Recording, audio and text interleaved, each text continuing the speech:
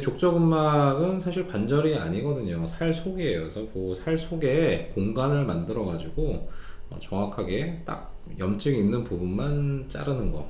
전체를 다 자르면 큰일 나요. 발바닥이 주저앉아 평발이 되거든요. 족저근막이 아무런 역할을 하지 않는 게 아니라 발바닥이 주저앉지 못하도록, 우리 발이 이렇게 옆에서 보면 이제 아치가 있잖아요. 발바닥 내측 이렇게 오목하게 되어 있는데 족저근막이 밑에서 받쳐주기 때문에 이게 안 퍼지는 거예요. 이게 다 잘라버리면 퍼져요. 안녕하세요 여러분, 수술 읽어주는 남자 수익남 닥터콩깍지 조재호 원장입니다. 오늘은 되게 흔해요. 되게 흔하고 아주 불치병인 것처럼 고생 오래 하시는 분들도 있거든요. 오늘의 주제는 족저근막염의 관절경적 치료에 대해서 얘기를 해볼게요. 족저근막염이 사실 대개는 수술 안 하고 낫는 병이거든요. 대부분 그 아침에 되게 증상이 좀 그래요. 아침에 일어나서 첫발 딱 디디면 하고 아파.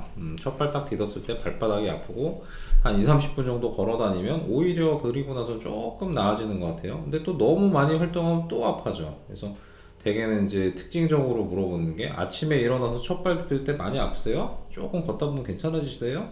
그게 아주 좀 특징적인 그런 통증이죠. 발바닥에 주로 내측 중앙이나 내측 그 부위를 좀 아프면 좀 많이 이렇게 눌렀을 때 압통이 좀 있고, 되게 이제 발바닥이 아프면 족저근막염이구나 그렇게 이렇게 알고 계시는 분들이 많아요. 실제로도 그렇고 대부분 이제 병원에 와서 이제 진찰을 하죠. 엑스레이 찍고 별로 이상이 없어.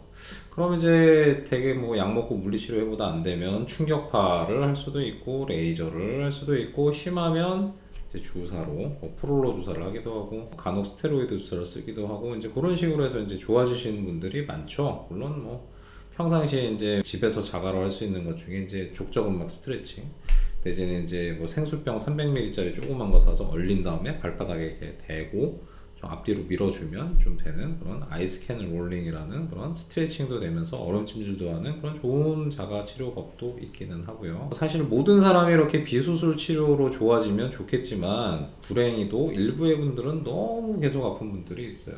왜 그런지는 사실 잘 모르겠는데, 이게 아무래도 조금 몸무게가 좀 많으신 분들이 조금 더 오래 가는 경향이 좀 있는 것 같고요. 당연히 활동 많이 하시는 분들이 좀 더 아플 수도 있겠죠. 근데 딱히 그러지 않더라도 가정주부나 내지는 이제 특별히 일을 하지 않으시는 분들도 계속 아픈 사람들이 있어요. 너무 아파, 너무 오래돼. 그러면 이제 이거저거 치료 다 해봤는데, 병원에서 해보란 치료 다 해봤는데 도저히 안 돼. 그럼 이제 어떻게? 이제 마지막으로 이제 수술도 할 수 있어요. 족저근막염이 수술도 해요? 네, 수술도 합니다. 근데 예전에는 이거 다 열어서 했어요. 발바닥을 이렇게 째가지고 거기서 이제 족저근막의 내측 부분을 좀 잘라주는 족저근막 유리술을 했거든요. 발바닥을 절개를 하면 이렇게 족저근막은 좋아졌는데 발바닥에 상처가 남잖아요. 그게 또 아무는데 한참 걸려. 바로 딛기도 어려워요. 몇 개월 동안 오히려 상처 때문에 더 아프기도 해. 그래서 족저근막 유리술을 내시경으로 할 수 있거든요. 이게 3mm짜리 구멍만 2개 양옆으로, 발바닥에 양옆을 뚫으면 바로 내시경으로 족저근막 유리한데 10분? 10분도 안 걸려요. 그 정도로 간단하게 확실하게 좀 치료할 수 있는 방법이 있어요. 물론 족저근막은 사실 관절이 아니거든요. 살 속이에요. 그래서 그 살 속에 공간을 만들어 가지고 정확하게 딱 염증이 있는 부분만 자르는 거. 전체를 다 자르면 큰일 나요. 발바닥이 주저앉아 평발이 되거든요. 족저근막이 아무런 역할을 하지 않는 게 아니라 발바닥이 주저앉지 못하도록, 우리 발이 이렇게 옆에서 보면 이제 아치가 있잖아요. 발바닥 내측 이렇게 오목하게 되어 있는데 족저근막이 밑에서 받쳐주기 때문에 이게 안 퍼지는 거예요. 이게 다 잘라버리면 퍼져요. 늘어나는 걸 막지를 못하니까. 그래서 족저근막 유리술을 할 때는 이제 문제가 되는 내측만 정확하게 좀 절제를 하고 바깥쪽은 놔둬야 돼. 그게 이제 노하우죠. 근데 사실 그거 되게 왜냐 안 보이거든. 눈으로 봤을 때 이게 절반인지 이렇게 보이지 않거든요. 그래서 오늘은 족저근막 유리술의 관절 내시경 치료에 대해서 얘기를 좀 해볼게요. 구독, 좋아요. 네, 오늘의 그 주인공은 80세 할머님이세요. 나이가 오래됐고 일 많이 하는 것도 아닌데 무지하게 아파. 발 아예 못 디뎌요. 저한테 처음에 오셨을 때 휠체어 타고 오셨어요. 지금도 완전하게 다 나으신 건 아니신데, 이게 병원에서 거의 아프신 지 한 1년 넘으셨고요. 여기저기 병원에서 해보란 치료 다 해본 거예요. 주사, 충격파, 레이저, 물리치료, 침, 뜸, 부항 등등등 한방 양방을 가리지 않고 치료를 다 하셨는데 도저히 너무 아파서 발 못 디뎌. 밤에도 쑤셔가지고 잘 수도 없어. 차라리 잘라버리고 싶다. 내 발목을 잘라다오. 그런 정도까지 하고서 오셨어요. 일단 엑스레이 찍어봐야죠. 엑스레이 찍었더니 크게 이렇게 발바닥 쪽에는 큰 이상이 없어요. 여기 보면 가끔 이제 여기 뾰족하게 이제 요런 식으로 좀 튀어나오시는 분들도 있는데 이 어머님은 아예 그런 것도 없어요. 그냥 깨끗해. 발바닥 쪽에도 뭐 전혀 뭐 여기 뭐 이상이 없어요. 그래서 엑스레이는 크게 나쁘진 않은데 MRI 한번 뭐 찍어 보세요. 정확하게 봐야지. MRI 딱 찍었더니 발바닥 쪽에 종골, 발바닥뼈에 허옇게 이제 뭔가가 있어. 스트레스 골절이거든요. 물론 종골에 스트레스 골절이 그렇게 흔하지도 않고 족저근막 있는데 스트레스 골절도 흔하지 않은데 이게 족저근막염이 하도 좀 오래되고 좀 많이 심하시다 보니까 이제 자꾸 족저근막 쪽에서 염증이 생기다 보니까 발바닥 쪽 뼈가 스트레스 골절이 되셨나 봐요. 족저근막 상당히 좀 두꺼워져 있어요. 원래 이렇게 까맣게 좀 보이는 족저근막 이렇게 안 두껍거든요. 이건 상당히 좀 염증이 좀 심해서 좀 두꺼워져 있는 상태이고요. 딱 보시면 족저근막이 딱 붙는 요 부착점, 고기를 기점으로 해가지고 이렇게 허옇게 심지어 뼈까지 스트레스 골절이 됐어. 얼마나 스트레스를 많이 받았으면, 족저근막이 얼마나 괴롭혔으면 많이 아프겠죠. 이거는 뭐 족저근막 때문에 이지만 이제 시작은 족저근막으로 시작했을지 모르겠지만 이제는 뼈가 너무 아픈 거예요. 뭐 어쩔 수가 없어. 너무 아파. 자, 정상적인 족저근막 볼까요? 이거 보세요. 이게 까맣게 얇게 보이는 거죠. 요게 정상적인 족저근막이에요. 이거 같은 분이에요. 같은 분 사진, 똑같은 분. 안쪽은 많이 좀 두꺼워져 있어. 바깥쪽은 얇죠. 원래는 이렇게 좀 얇고 까만 게 정상적인 족저근막이에요. 그 같은 발에서 이제 문제가 있는 안쪽과 정상적인 바깥쪽은 아주 극명한 차이를 좀 보여주고 있죠. 보면은 정상적인 족저근막은 이런 식으로 까맣게, 바깥쪽에 있는 족저근막은 얇고 까맣게 잘 보이는 거. 자, 옆에서 사진 이렇게 보면은 이게 그 굴절 있는 부분이 이렇게 하얗게 좀 보이고요. 족저근막 아래 까맣게 보이는데 이쪽 부분의 족저근막은 하얗게 보여요.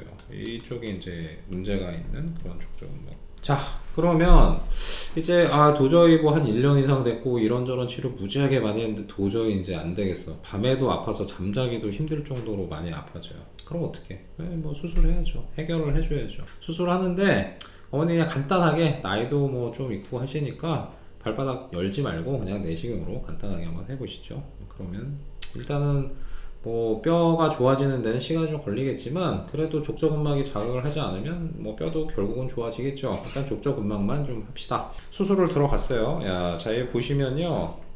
뭐 어떻게 돼 있어요? 여기 지금 바늘이 이렇게 발바닥 양쪽으로 해서 이렇게 좀 통과해 있거든요. 이게 바로 안쪽 바깥쪽 내시경이 들어갈 자리예요.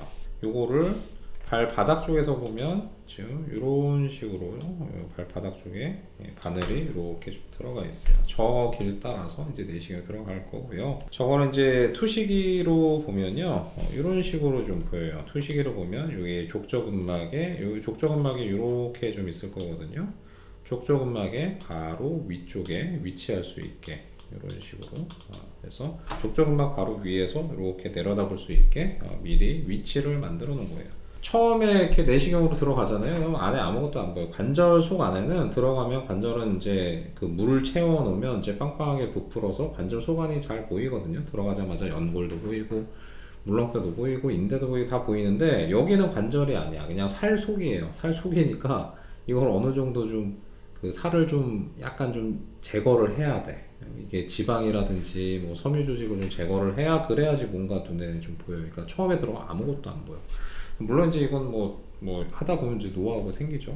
그래서 처음에 들어가 보면 이런 식으로 해가지고 뭔가 나풀나풀 거리는 것만 보여요. 지금 여기서 보면 이렇게 보이는 게 이제 쉐이버라고 그래서 내시경으로 이제 그 갈아서 이제 조직을 없애는 기구인데 들어가서 이제 처음에는 내시경의 끝허리하고 쉐이버의 끝허리가 딱 맞닿는 느낌으로 요게 있구나. 한 중간 정도 되네. 그럼 여기서 이제 좀 조직을 좀 제거를 하자. 그럼 쇽쇽쇽 제거를 하다 보면 이제 조금씩 뭔가가 이제 보여요. 어느 정도 좀 제거를 했더니 이제 좀 많이 좀 이렇게 시야가 좀 깨끗해졌죠. 쉐이버는 여기서 계속 여전히 좀 뭔가 이제 갈아내고 있어요. 물론 뭐 이제 뭐 중요한 거는 없겠죠. 중요한 거 있으면 막 이렇게 함부로 가면 안 되겠죠. 자, 보면 위쪽에 있는 요 부위가 이렇게 보이는 게 이제 뼈예요. 그게 아까 종골이 이렇게 비스듬하게 내려오는데 그 종골의 그 면이 위쪽에 보이는 거고, 요 아래쪽에 있는 요 화살표 해놓은 면이 요쪽 어디에가 이제 족저근막이 이제 있는 거죠. 예. 아까 뼈하고 족저근막 사이로 내시경이 들어갔기 때문에 아래는 이제 족저근막이구나, 위는 이제 뼈구나. 눈으로 뼈도 볼 수도 있고 만져보면 딱딱하니까 당연히 이제 뼈죠. 그럼 아래쪽은 이제 족저근막일 거예요. 자, 그럼 아래쪽은 이제 잘라야지. 그 레이저로 어느 정도 조금 더 정확하게 좀 정리를 하고요. 그리고 나서 이제 여기 보면 이제 뭔가 뾰족하게 무슨 화살이 하나가 이렇게 딱 올라와 있네. 이거는 아까 제가 얘기 드렸잖아요. 족저근막은 다 연결이 돼 있는 거예요. 안에서부터 밖에까지. 그러면 절반, 안쪽 절반만 끊어야 되는데 그 이상 가면 아까 제가 어떻게 됐어요? 족저근막이 다 끊어지면 발바닥이 푹 퍼진다, 평발로 변형이 온다, 그렇게 얘기했잖아요. 그러지 않기 위해서 중간에 미리 바늘로 찔러 놓은 거예요. 어디가 딱 중간 정도 되는구나. 그 이상 넘어가면 안 되겠죠, 당연히. 물론 MRI에서 미리 보는 거예요. 대략 족저근막의 몇 프로 정도까지 이렇게 절제하면 되겠다. 그 이상은 안 건드리는 게 좋겠다. 그래서 미리 계산을 하고 대충 그 정도 되는 위치에, 물론 이제 이게 뭐 컴퓨터로 정확하게 계산하기는 좀 어렵죠. 이 발바닥하고 MRI고 대충은 매치를 해볼 수 있는데 정확하지는 않아요. 그래도 뭐 어느 정도 선이라는 건 알 수가 있으니까 미리 그 정도 선에서 발바닥에서 찔러 넣어요. 그러면 이렇게 딱 저기 요 화살표 있는 그 부위까지만 절제하고 그 이상은 넘어가지 말자. 이제 그렇게 타겟을 할 수가 있는 거죠. 그리고 나서 이제 레이저로 이런 식으로 요 선 넘어가기 요 직전까지 이제 아래에 있는 족저근막을 이제 끊어내기 시작을 해요. 이제 어느 정도 끊어내면 이제 밑에 약간 눌러오란 거 좀 보이세요? 요게 발바닥에 있는 지방 패드예요. 발바닥은 말랑말랑하고 약간 딱딱하죠. 발바닥에 있는 지방 패드는 다른데 지방하고 달라요. 발바닥에 있는 지방 패드는 약간 섬유 조직 사이에 지방이 알알이 이렇게 좀 날갱이처럼 박혀 있는 그런 조직이거든요. 근데 눈으로 봤을 때는 비슷해요. 그냥 지방, 노란 지방 조직이 있어요. 그래서 그런 것들을 족저근막을 다 끊어내고 나면 바로 그 지방을 좀 볼 수가 있죠. 그리고 이렇게 수술 기구로 눌러보면 이제 아래로 이제 푹 이렇게 꺼져요. 딱딱한 이제 족저근막이 다 끊어졌으니까 이렇게 쑥 내려가는구나. 족저근막이 남아 있으면 이렇게 쑥 내려가지 않죠. 딱딱하기 때문에 이게 딱 걸리는데 저처럼 쑥 내려가면 이제 족저근막은 다 이제 끊겼구나. 이제 그렇게 알 수가 있어요. 보면은 딱 요 화살표 요 그 바늘 찔러 넣은 자리 요쪽에는 이제 다 노랗게 이제 지방 패드가 다 이제 보이고요. 여기 치매 이 안쪽 외측이죠. 외측 치매 바깥쪽은 족저근막이 남아 있어요. 그래서 보면 명확하게 족저근막 끊어낸 부위와 족저근막이 남은 부위 이렇게 딱 구별이 되는 걸 눈으로 직접 볼 수가 있어요. 그래서 오늘은 이제 이런 식으로 간단하게, 상당히 간단하게 10분 정도면 끝나거든요. 예전에는 발바닥도 절개하고 이게 좀 피가 나면서 족저근막이 이게 어디까지 잘라야 되는지 뭐 그런 건지 좀 알기도 어렵고, 하고 나서 몇 달 동안 또 발바닥 그 상처 때문에도 아프고 흉터도 나고 이제 그런 것들 때문에 족저근막 유리술은 사실은 이제 아주 심하지 않으면 잘 하지는 않았어요. 근데 좀 오래 고생하시는 분, 지긋지긋하신 분, 정말 이게 보존적 치료로 효과 많이 못 보신 분, 그런 분들은 간단하게 이렇게 해가지고 그냥 10분 수술하고요. 그 다음에 이제 뭐 수술하고 다음날부터 좀 디뎌도 돼요. 물론 조금 아프죠. 한 며칠 아파요. 근데 못 디는 거 아니에요. 대략 한 2, 3주 정도 지나면 그냥 걸어 다니는데 뭐 큰 지장 없어요. 재발하신 분들 아직 한 번도 보지는 못했어요. 그래서 이런 식으로 간단하고 확실하게, 그 다음에 통증도 별로 없겠죠. 이거 뭐 내시경으로 구멍 뭐 3mm짜리 2개 뚫는데 뭐 그렇게 아프겠어요. 그래서 간단하고 확실하게 이제 좀 고칠 수 있는 그런 좋은 치료 방법이 있다. 대부분 분들은 이런 거 잘 모르시는 것 같아요. 그냥 족저근막 하면 무조건 주사 맞고 충격하고 이제 그렇게 알고 계시는데, 그렇게 함에도 불구하고 지긋지긋하게 재발하시는 분, 확실하게 이렇게 간단하게 해결할 수 있는 방법이 있으니까 계속 너무 힘든데 참지 마시고 빨리 오셔가지고 치료 받으시면 좋겠어요. 자, 오늘은 족저근막의 아주 간단하지만 확실한 관절경적 족저근막 유리술에 대해서 제가 말씀을 좀 드려봤어요. 자, 어떻게 좀 좋은 정보가 되셨다고 항상 하죠. 좋아요, 구독, 알림 설정 3가지 부탁드릴게요. 다음에 또 더욱 재밌고 유익한 정보로 돌아오겠습니다. 감사합니다.